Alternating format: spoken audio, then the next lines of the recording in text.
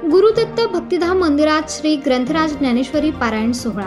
भगवान श्री कृष्ण स्वरूप महापुण्यमय पवित्र मार्गशीर्ष मास निमित्त श्री ग्रंथराज ज्ञानेश्वरी पारायण सोहळा निमित्त मंगळवार दिनांक 24 डिसेंबर ते सोमवार दिनांक 30 डिसेंबर या कालावधीत पाईपलाईन रोड येथील किसनगिरी नगर येथील गुरुदत्त भक्तिधाम मंदिरात पारायण सोहळा होणार आहे।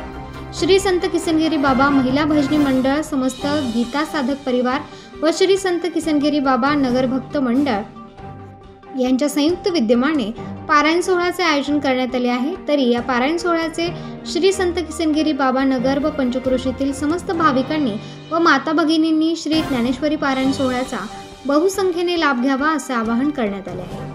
पारायणाची वेळ दररोज दुपारी 12 ते 4, दुपारी 12 वाजता श्री विष्णू सहस्त्रनाम, गीता पाठ व हरिपाठ सायंकाळी 4 ते 5 या वेळेत होणार आहे।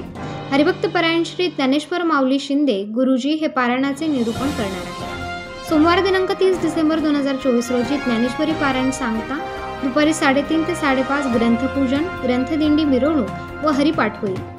सायंकाळी 5:30 ते 7 दीपोत्सव, आरती व महाप्रसादाचे वाटप करण्यात येणार आहे।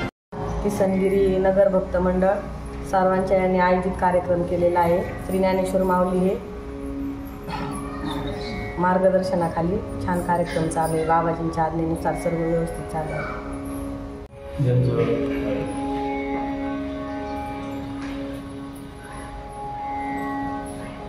मार्गशीर्ष महिन्यानिमित्त संत किसनगिरी बाबा नगर येथे संत किसनगिरी बाबा भक्त मंडळ यांच्या आयोजनाने तारीख किती आपली 24 दिनांक 24 ते 30 या कालावधीमध्ये सामूहिक ग्रंथराज ज्ञानेश्वरी पारायण सोहळा आयोजित केलेला आहे। आज तिसरा दिवस आहे।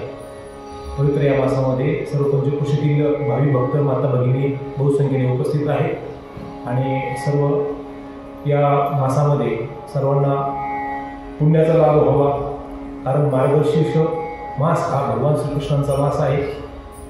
मासाना मार्गशीर्ष भगवंत असं अर्जुनाला सांगतात की हा मास म्हणजे माझं रूपच आहे, म्हणून या मासामध्ये जे काय आपण सत्कर्म करू ते अनंत पटीने त्याचा पुण्यलाभ आपल्याला प्राप्त होत असतो।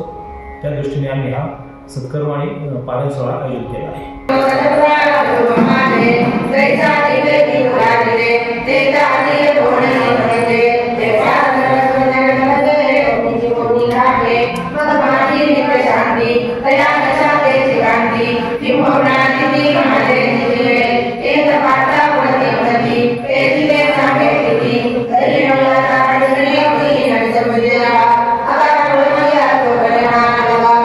तर महाराष्ट्र न्यूज नेटवर्कसाठी संजय सावंत, अहिल्यानगर।